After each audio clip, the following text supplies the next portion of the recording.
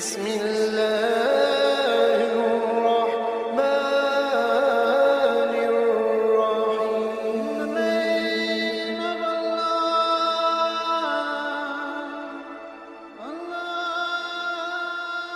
بسم اللہ الرحمن الرحیم.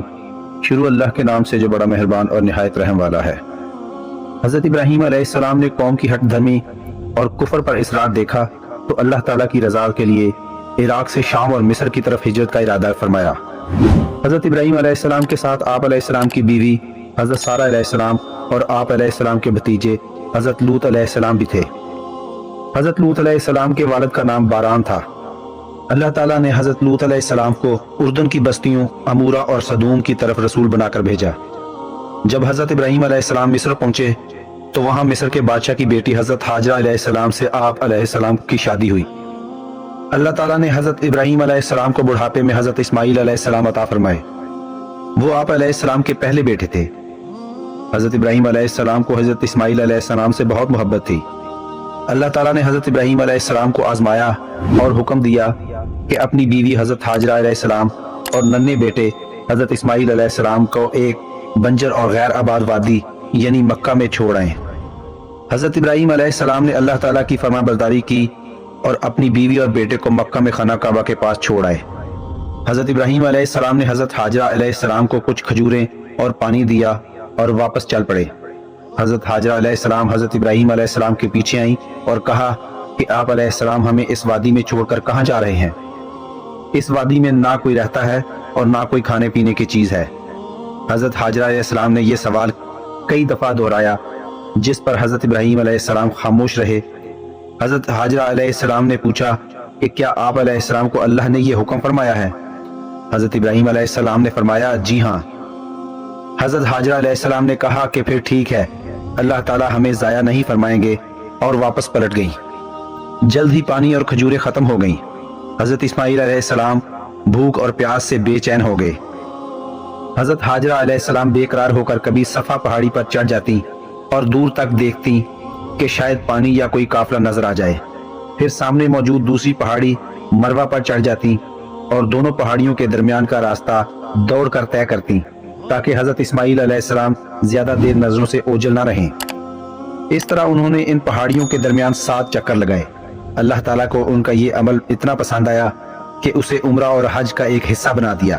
اس عمل کو صحیح کہتے ہیں. اللہ تعالیٰ نے اس جگہ کے قریب جہاں حضرت اسماعیل علیہ السلام لیٹے تھے پانی کا چشمہ جاری فرما دیا. حضرت حاجرہ علیہ السلام پانی دیکھ کر خوش ہو گئیں اور دونوں ہاتھوں سے روکنے لگیں اور فرمانے لگیں زم زم، یعنی کہ ٹھہر جا ٹھہر جا. کچھ عرصے بعد پانی کو دیکھ کر ایک قبیلہ بنو جرہم بھی وہاں آ کر ٹھہر گیا. اس طرح مکہ شہر آباد ہو گیا. حضرت ابراہیم علیہ السلام کبھی کبھی ملاقات کے لیے مکہ تشریف لاتے رہتے تھے. حضرت اسماعیل علیہ السلام جب کچھ بڑے ہو گئے اور کاموں میں اپنے والد کا ہاتھ بٹانے لگے تو اللہ تعالیٰ نے حضرت ابراہیم علیہ السلام کا ایک بہت بڑا امتحان لیا. حضرت ابراہیم علیہ السلام نے خواب دیکھا کہ اپنے اکلوتے بیٹے حضرت اسماعیل علیہ السلام کو ذبح کر رہے ہیں. انبیاء کرام علیہ السلام کے خواب سچے ہوتے ہیں. چنانچہ حضرت ابراہیم علیہ السلام نے یہ خواب حضرت اسماعیل علیہ السلام کو سنایا اور پوچھا کہ اس بارے میں تمہارا کیا خیال ہے؟ حضرت اسماعیل علیہ السلام نے جواب دیا کہ ابا جان، جس بات کا آپ علیہ السلام کو حکم فرمایا جا رہا ہے اس پر عمل کیجئے. آپ علیہ السلام مجھے انشاءاللہ صبر کرنے والوں میں سے پائیں گے. دونوں باپ بیٹا اللہ تعالیٰ کے حکم کو پورا کرنے پر تیار ہو گئے. حضرت ابراہیم علیہ السلام نے حضرت اسماعیل علیہ السلام کو پیشانی کے بل لٹایا اور قربان کرنے ہی والے تھے کہ اللہ تعالیٰ نے پکارا اے ابراہیم، تم نے اپنا خواب سچ کر دکھایا.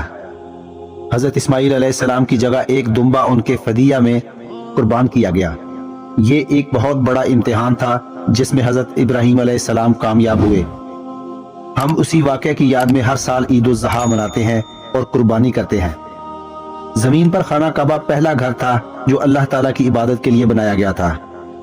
طوفان نوح علیہ السلام کے بعد خانہ کعبہ کی صرف بنیادیں باقی رہ گئیں تو حضرت ابراہیم علیہ السلام اور حضرت اسماعیل علیہ السلام نے انہی بنیادوں پر خانہ کعبہ کو دوبارہ تعمیر فرمایا. حضرت اسماعیل علیہ السلام قریبی پہاڑوں سے پتھر اٹھا کر لاتے اور حضرت ابراہیم علیہ السلام ان پتھروں سے خانہ کعبہ کی تعمیر کرتے جاتے. ساتھ ساتھ دونوں اللہ تعالیٰ سے دعا کرتے جاتے کہ اے اللہ ہمارے اس کام کو قبول فرما، بے شک تو سب کچھ سننے والا جاننے والا ہے. اللہ تعالی ہمیں اور ہماری اولاد میں سے ایک جماعت کو اپنا فرمانبردار بنا اور ہمیں اپنی عبادت کے طریقے سکھا اور ہماری توبہ قبول فرما۔ بے شک تو بہت توبہ قبول فرمانے والا اور ہمیشہ رحم فرمانے والا ہے۔ خانہ کعبہ تعمیر ہونے پر اللہ تعالیٰ نے حضرت ابراہیم علیہ السلام کو حکم فرمایا کہ میرے ساتھ کسی کو شریک نہ کرنا، میرے گھر کو طواف کرنے والوں، رکوع اور سجدہ کرنے والوں کے لیے پاک و صاف رکھنا۔ مزید فرمایا کہ لوگوں کو حج کے لیے پکارو تو لوگ تمہاری طرف دنیا کے ہر علاقے سے چلے آئیں گے۔ آج بھی اس پکار کے جواب میں دنیا بھر سے مسلمان ہر سال حج کے لیے جاتے ہیں۔ ایک روز حضرت ابراہیم علیہ السلام کے گھر چند اجنبی مہمان آئے۔ انہوں نے حضرت ابراہیم علیہ السلام کو سلام کیا۔ آپ علیہ السلام نے سلام کا جواب دیا۔ آپ علیہ السلام فوراً مہمانوں کے لیے کھانا لے آئے، لیکن حضرت ابراہیم علیہ السلام یہ دیکھ کر خوف زدہ ہو گئے کہ مہمان کھانے کی طرف ہاتھ نہیں بڑھا رہے۔ مہمانوں نے ان کا خوف دور کرتے ہوئے کہا کہ ہم انسان نہیں بلکہ آپ علیہ السلام کے رب کی طرف سے بھیجے ہوئے فرشتے ہیں، ہمیں قوم لوط کو سزا دینے کے لیے بھیجا گیا ہے۔ ساتھ ہی انہوں نے حضرت ابراہیم علیہ السلام کو ایک اور بیٹے حضرت اسحاق علیہ السلام اور پوتے حضرت یعقوب علیہ السلام کی خوشخبری دی۔ حضرت ابراہیم علیہ السلام کے بعد دنیا میں جتنے بھی انبیاء اکرام علیہ السلام آئے وہ حضرت ابراہیم علیہ السلام کی اولاد میں سے تھے، جن میں آخری نبی و رسول حضرت محمد صلی اللہ علیہ وآلہ وسلم ہیں، جن پر نبوت کا سلسلہ مکمل ہو گیا۔ دوستو ویڈیو اچھی لگی ہو تو چینل کو سبسکرائب کریں اور دوستوں کے ساتھ بھی شیئر کریں۔ اللہ تعالیٰ آپ کا حامی و ناصر ہو۔